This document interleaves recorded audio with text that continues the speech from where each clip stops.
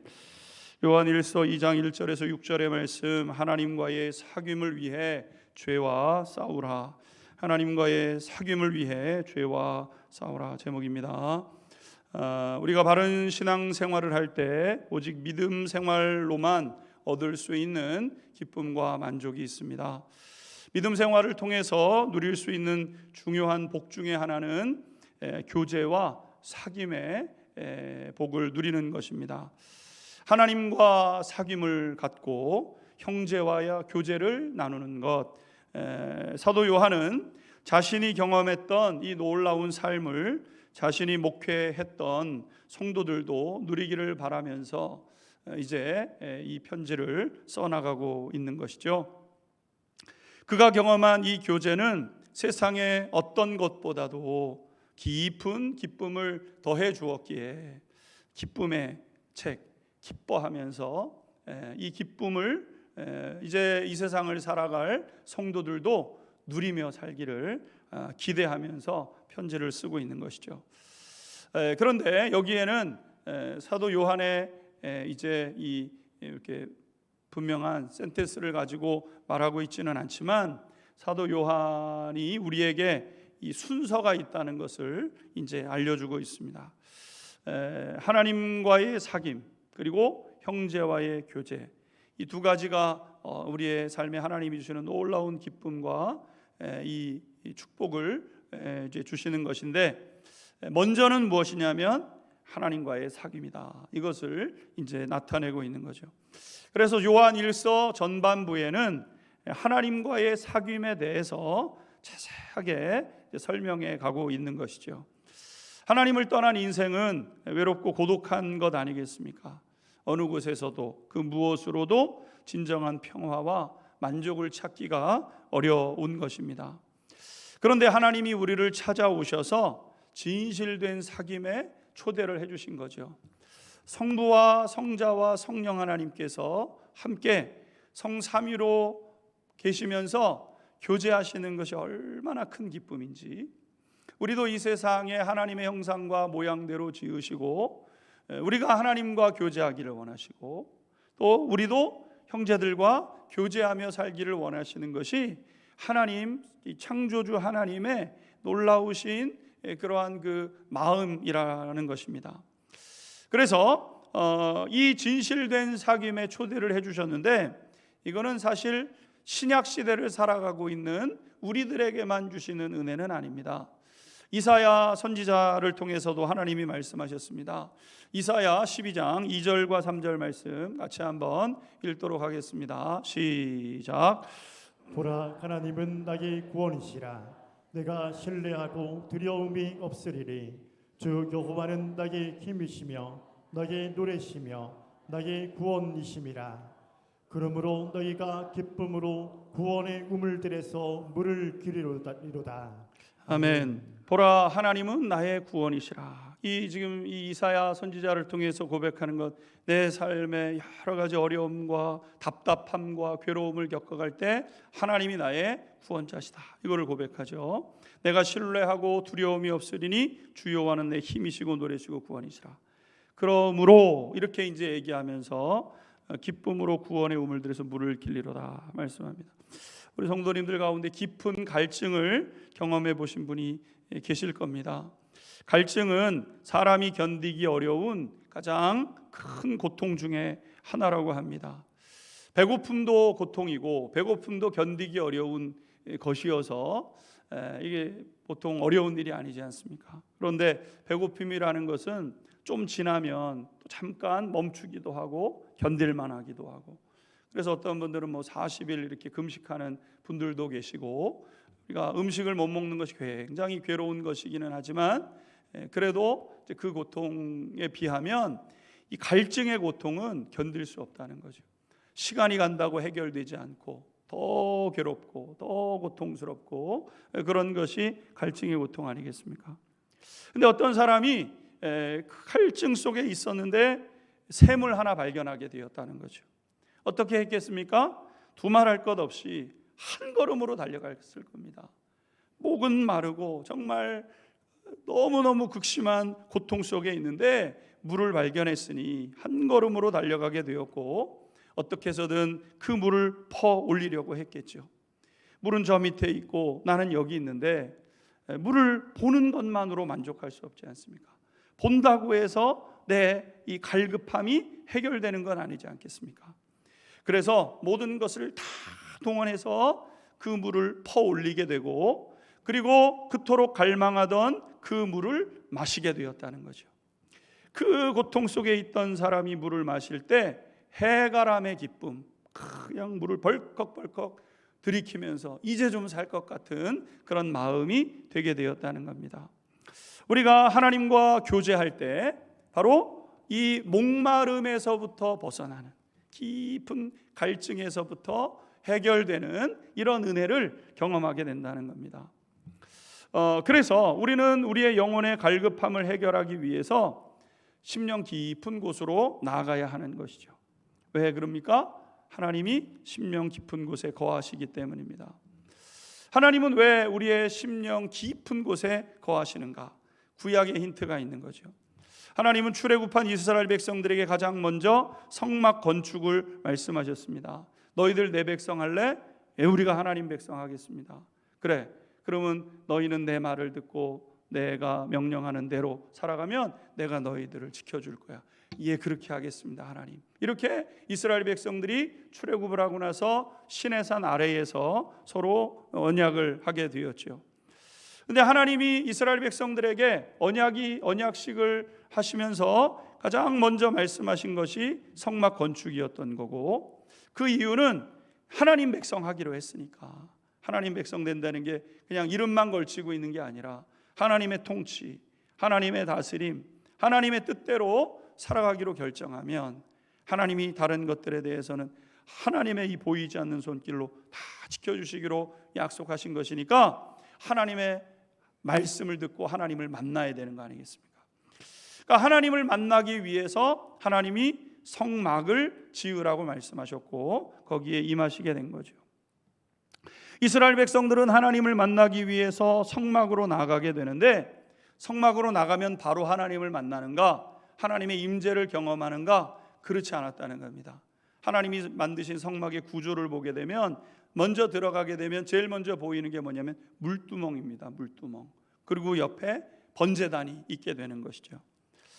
그래서 이 행여라도 잘못된 태도를 가지고 하나님을 만날 수가 없습니다.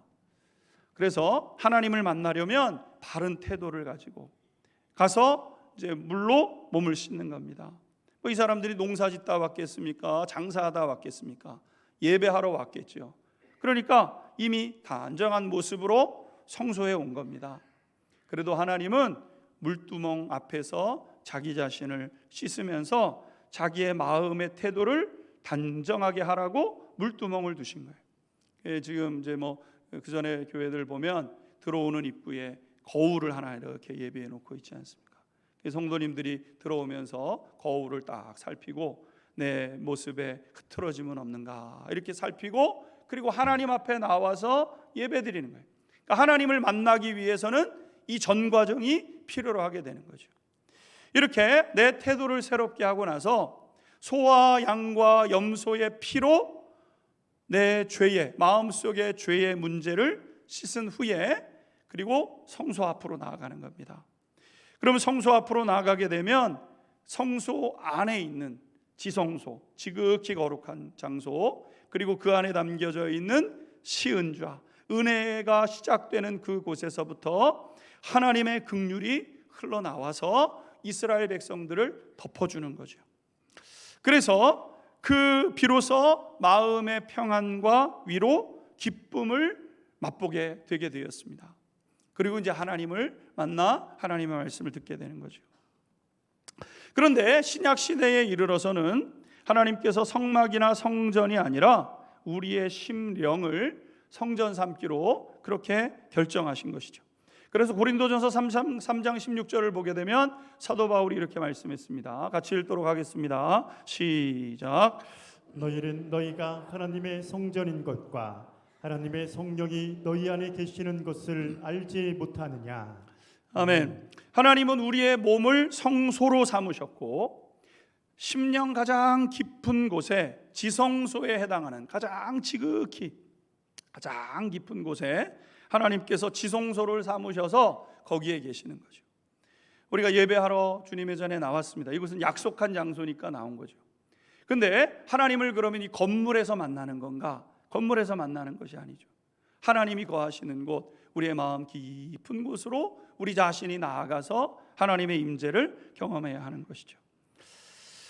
그러기 위해서 우리가 앞에서도 말씀드렸지만 우리 자신을 물로 씻고 죄를 피로 씻은 후에 그리고 하나님과 교제를 시작하게 된다는 겁니다.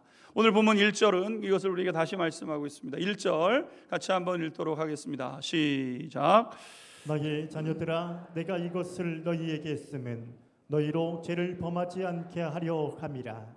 만일 누가 죄를 범하여도 아버지 앞에서 우리에게 대언자가 있으니 곧 의로우신 예수 그리스도시라.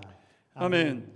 나의 자녀들아, 내가 이것을 너희에게 쓰는 것은, 이 책을 쓰는 것은, 이 편지를 쓰는 것은 너희로 죄를 범하지 않게 하려 함이라. 여러분, 죄라는 것은 우리의 영혼을 잠식하고 결국은 질식시켜서 영혼을 사망에 이르게 하죠. 삶의 소망이 없게 하고 낙심하고 절망하고 주저앉게 하는 것 아니겠습니까? 여러분, 숨을 쉬어보지 못한 경험이 있으신지요? 갑자기 숨통이 막히는 겁니다. 숨을 쉬려고 그러는데 숨이 쉬어지지를 않는 그런 거죠. 그럴 때 고통은 이루 말할 수 없을 만큼 괴롭고 답답하고 고통스러운 것처럼 우리가 죄를 지을 때 우리 마음에 죄로 인해서 찾아오는 어두움과 그 어두움으로 말미암는 답답함과 고통이 있게 된다는 겁니다. 그러기에 우리는 우리 마음속에 거하는 이 어두움과 죄의 문제가 해결함을 받아야 한다는 것이죠. 요한 사도는 죄가 가지고 오는 고통을 누구보다도 잘 알고 있었던 사람이었습니다. 예수님의 제자들 12명 같이 먹고 생활을 하면서 12명이 같이 살았는데 그 중에 가룟 유다가 돈꾀를 맡았잖아요. 그러니까 이 사람의 기준은 모든 게 다 돈입니다. 돈으로 모든 것을 보는 거예요. 돈이 1차적 판단 기준입니다. 돈이 있어야 먹을 수 있고, 돈이 있어야 입을 수 있고, 돈이 있어야 뭘 할 수 있고, 돈으로 생각하는 사람이 되었던 거죠. 그 돈이 자기의 마음을 주장하고 났더니 어떤 여인이 예수님 옥합을 깨뜨려서 예수님 앞에 그것을 깨뜨려서 향유를 드릴 때 그걸 왜 허비하냐고 막 그러면서 화를 내기도 하고 그런 모습이었던 것 아니겠습니까? 그 사람이 마침내는 욕심에 이끌려서 종교 지도자들에게 은 30을 받고 예수님을 팔게 되었던 거죠. 그런데 얼마 지나지 않아서 이 가룟 유다의 마음 가운데 너무 큰 고통이 찾아오게 되었다는 거죠.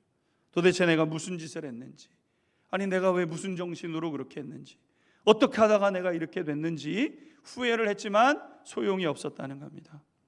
어떤 한 사람이 도둑질을 했어요. 도둑질을 할 때는 몰랐는데 하고 났더니 마음이 굉장히 불편합니다. 근데 어떤 사람이 나를 뻔히 보면 저 사람이 내가 도둑질한 걸 본 거 아닌가, 이런 마음도 들어서 불편하기도 하고 사람 피하게 되고 자꾸 이런 모습들이 있게 된 거죠. 그래서 생각을 합니다. 그때 그러지 말았어야 되는데, 후회하고 이렇게 죄가 고통스러운 것이었구나 깨닫기도 했습니다. 여러분, 후회를 하고 깨달으면 마음의 고통과 괴로움이 사라집니까? 여러분, 기독교의 가르침은 우리가 번민하고 뭔가 이렇게 깨닫는다고 해서 깨달음의 종교가 아닙니다. 기독교는 마음에 아무리 이게 죄가 너무나도 이게 나쁜 거구나 깨달아도 괴로움은 사라지지 않는 거죠. 가룟 유다 역시 너무 괴로운 나머지 예수님을 팔았던 은 30개를 다시 들고 종교 지도자들을 찾아가죠. 내가 잘못된 것을 한 것 같다고, 이 문제를 바로 잡아야 되겠다고. 그랬더니 종교 지도자들이 뭐라 그럽니까? 너와 우리는 상관이 없다, 그냥 그걸 가지고 가라, 이렇게 얘기를 하죠. 가룟 유다는 얼마나 괴로웠던지 그 은 30개가 담겨져 있는 주머니를 그 종교 지도자들의 발 앞에 내 던지고 그 길로 나아가서 나무에 목을 매달아 스스로 죽음을 택하게 되었다고 했습니다. 죽을 만큼 고통스러운 것, 이것이 죄가 가지고 있는 결과인 것이죠. 죄는 후회해도 사라지지 않았고 깨달아도 해결되지 않았다는 겁니다. 죄의 문제는 어떻게 해결될 수 있는가? 죄는 반드시 용서함을 받아야 해결이 되게 되는 것이죠. 이것이 죄의 성격입니다. 그래서 여기에 놀랍고도 기쁜 소식이 있는 겁니다. 1절 말씀을 다시 보시게 되면 1절 하반절에 이렇게 말씀하고 있습니다. 1절 다시 한번 읽겠습니다. 시작. 나의 자녀들아 내가 이것을 너희에게 했음은 너희로 죄를 범하지 않게 하려 함이라. 만일 누가 죄를 범하여도 아버지 앞에서 우리에게 대언자가 있으니 곧 의로우신 예수 그리스도시라. 아멘. 우리가 죄를 범하였을 때 우리를 위해서 대언하는 분이 계시다는 겁니다. 대언자라는 것은 파라클레톤이라는 단어인데 도움을 주기 위해서 곁에 있는 자입니다. 도움을 받기 위해서 부른 자. 이게 파라클레톤입니다. 성경 다른 곳에서는 이 대언자를 보혜사 이렇게 설명해 놓기도 했습니다. 그러니까 우리가 도움이 필요할 때 우리에게 도움을 주시고자 하나님께서 보내신 분이 계시는데 그분이 누구시냐면 예수님이시라는 분이죠. 예수님께서 우리의 보혜사, 보호해 주시고 은혜를 베푸시는 분 되어 주셔서 우리가 정말 답답하고 우리 힘으로 해결할 수 없는 그 문제를 누가 도와주시는가? 예수님께서 도와주신다는 겁니다. 특별히 예수님께서 우리를 죄로부터 벗어나게 하시고 죄의 문제로부터 우리를 떼어내시는 분이 예수님이시라는 겁니다. 지난 시간에도 말씀드렸지만 죄는 본드와 같은 것이어서 아무리 떼려고 해도 떼어지지 않는 것이죠. 그러면 어떻게 해야 되는가? 그걸 가지고 예수님 앞에 가야 된다는 겁니다. 예수님의 도움을 받아야 한다는 것이죠. 예수님만이 우리의 도움이 되어주시는 분이시기 때문입니다. 여기에 예수님이 이 땅에 오신 이유가 있는 거예요. 사도 요한은 예수님을 가까이에서 뵈면서 예수님이 왜 이 땅에 오셨는지가 늘 궁금했던 겁니다.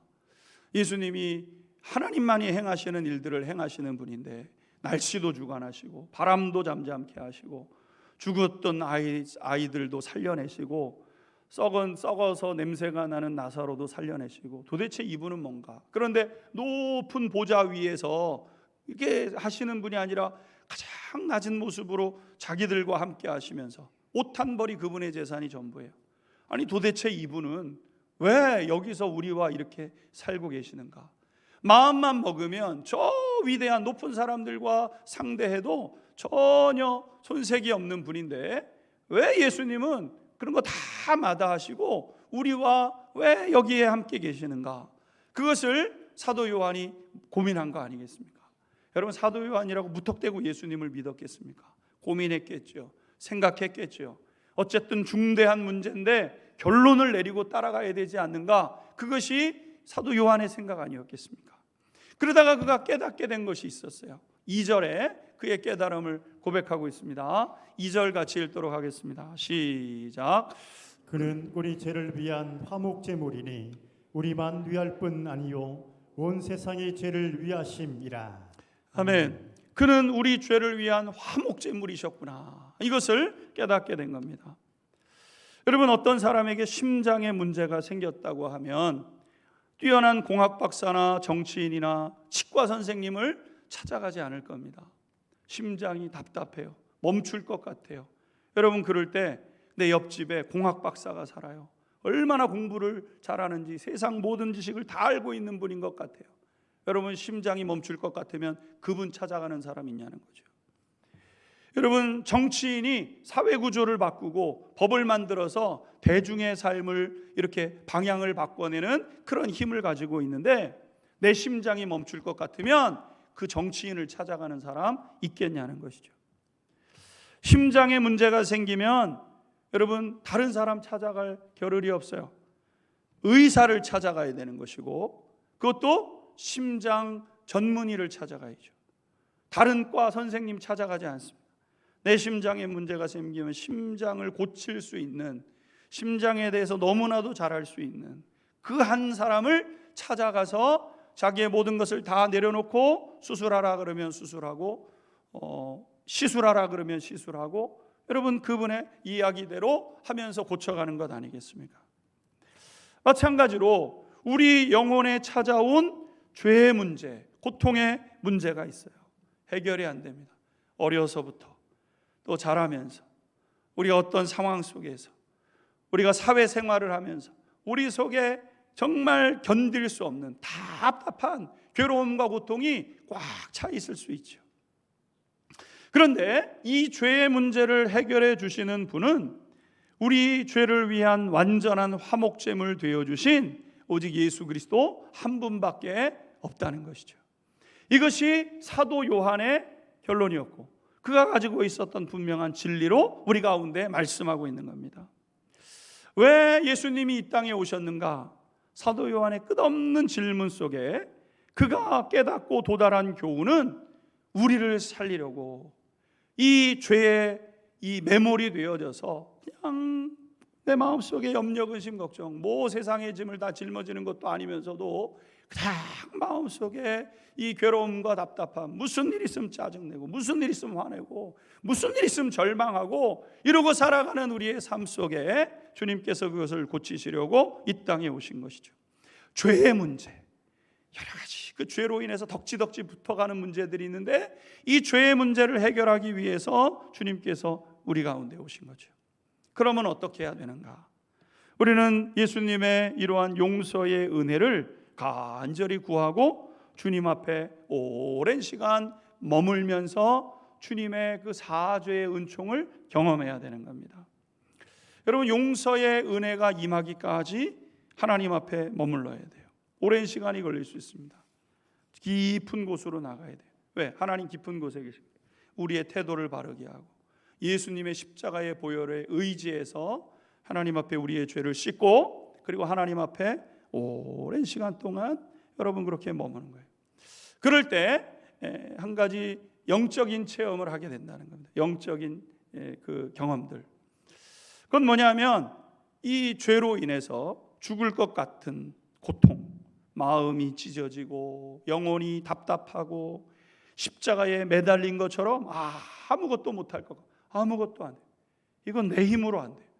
이거는 벗어나려고 벗어나면 발버둥 치면 발버둥 칠수록 나를 그 수렁 끝으로 몰고 들어가는 것처럼 끌어내리는 이런 것들이 있는 것 아니겠습니까?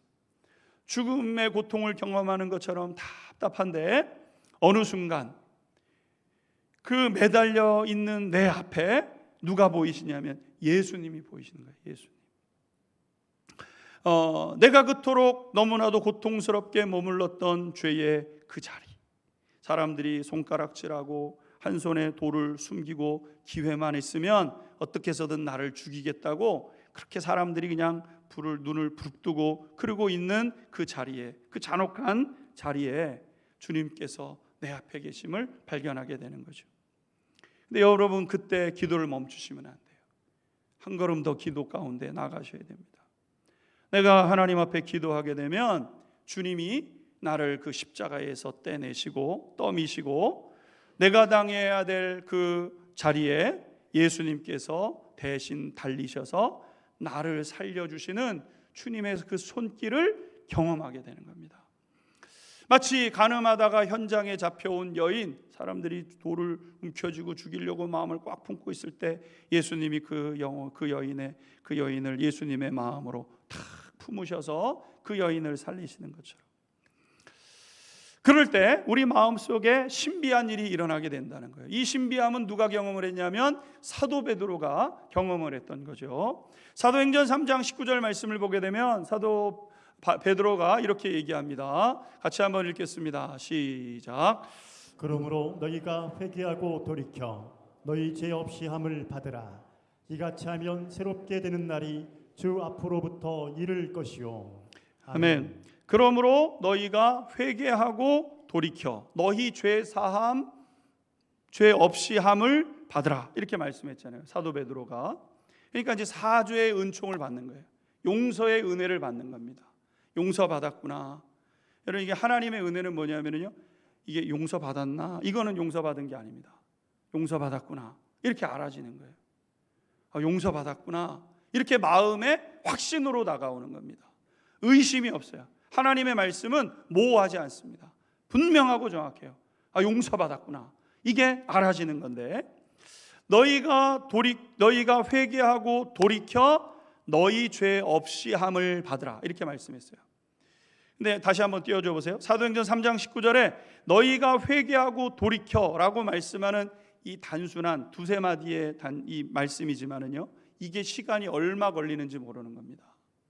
어떤 분에게는 몇 주가 걸릴 수도 있어요. 회개하고 돌이키기까지. 어떤 분들에게는 몇 개월이 걸릴 수도 있어요. 분명한 것은 회개하고 돌이켜. 여기에 사도 베드로가 너희가 회개하고 돌이켜 그래서 너희 죄 없이 함을 받으라 이렇게 말씀하실 때, 이 회개하고 돌이키는 이 마음이 오랜 시간이 걸려서 몇 개월이, 우리가 하나님 앞에서 이제 우리가 목욕하는 은혜가 있거든요. 목욕하는 은혜. 목욕하는 거는 그 예수님이 베드로의 발을 이제 요한복음 13장에 닦아주려고 하니까 예수님 발 못 닦습니다. 왜 예수님 제 발 닦으면 제가 예수님 발 닦아줘야죠. 그랬더니 예수님이 뭐라고 말씀하셨냐면은 아니다 이렇게 해야 되는 거다 이렇게 하면서 예수님이 말씀을 하시죠. 그랬더니 너와 내가 이렇게 하자면 너와 나는 상관이 없다. 그랬더니 예수님께서 이 베드로가 예수님께 그러면 주님 목욕도 시켜주십시오. 또 베드로는 이렇게 얘기를 합니다. 그러니까 예수님이 아니다, 너는 목욕한 사람이다. 너는 목욕할 필요 없고 발만 닦으면 된다. 계속 부지런히 발을 닦아라 이렇게 얘기하죠. 그러니까 우리가 예수님을 내 삶의 구주와 주인으로 모시는 순간 예수님이 우리의 삶에 오셔서 우리의 모든 죄의 문제를 해결하기 시작하시죠. 그런데 예수님께서 우리의 죄의 문제를 해결하실 때 우리가 주님 앞에 깊은 은혜 가운데 나가서 그 은혜의 보좌, 은혜 그 사죄의 은총을 경험해야 됩니다. 내 속에 체휼되어져야 돼요. 이렇게 체휼되어지게 될 때 무슨 일이 있게 되냐면 사도행전 19장 하반절을 보게 되면 새롭게 되는 날이 주 앞으로부터 이를 것이다 이렇게 말씀했습니다. 개역 한글 우리가 지금 읽고 있는 그 전성경을 보게 되면 너희가 회개하고 돌이켜 너희 죄 없이 함을 받게 되면 무슨 일이 벌어지냐면 유쾌하게 되는 날이 오리니 이렇게 말씀하고 있어요.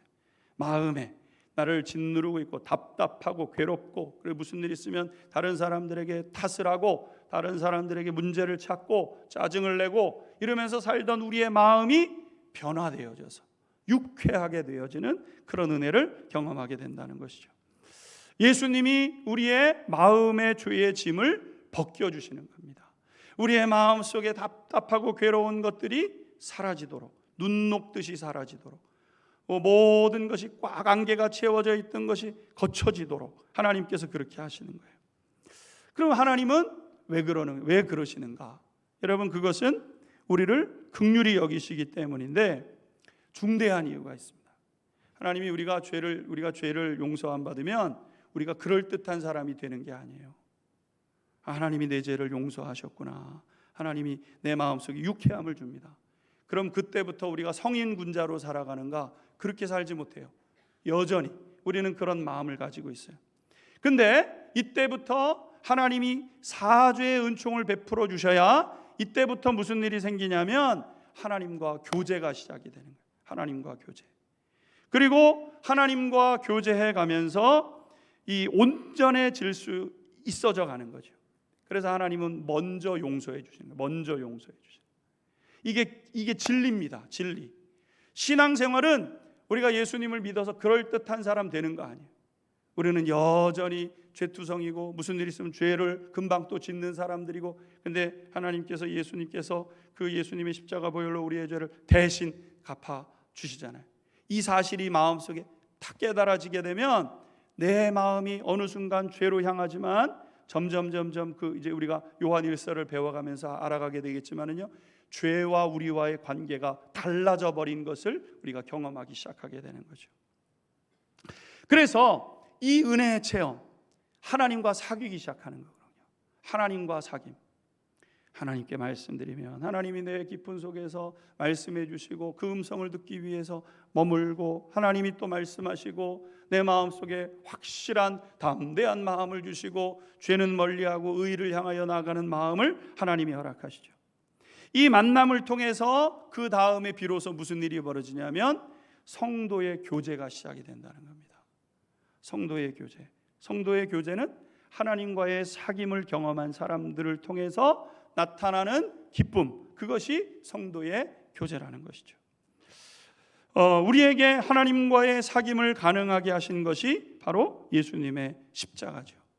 그러니까 우리가 하나님의 사죄의 은총을 받으면 이제 뭐 하냐면요, 죄와 싸워가기 시작하게 되는 거예요. 죄와 싸워갑니다. 죄의 종이 되어서 막 죄를 짓고, 그리고 후회하던 사람들이 이게 지금 마귀가 죄를 짓도록 유혹하는 거구나, 버티기도 하고 또 견뎌보기도 하고, 한 번 넘어지지만 다시 일어서서 죄와 싸우고, 마저 내가 죄인이지, 내가 연약한 사람이지, 그러면서 하나님 앞에서 내 자신을 치면서 하나님이 기뻐하시는 거룩하고 성결한 삶을 향하여 나아가는 삶을 이루게 된다는 겁니다. 사랑하는 성도 여러분, 우리에게 하나님과 사귐을 가능하게 하는 것이 무엇이냐면 예수님의 십자가의 십자가. 이 시즌에 우리 사랑하는 안양중앙교회 모든 성도님들이 다시 예수님의 십자가를 직시하고, 예수님의 십자가를 오롯이 바라보고, 예수님의 십자가를 온전히 붙잡는 그러한 시간이 될 수 있게 되기를 주님의 이름으로 축원합니다. 그럴 때 하나님이 우리 가운데 주시는 자유와 치유가 있게 되는 것이고, 그것을 가지고 하나님 앞에서 깊은 형제의 교제를 이루어갈 수 있게 되기를 주님의 이름으로 축원합니다. 우리 같이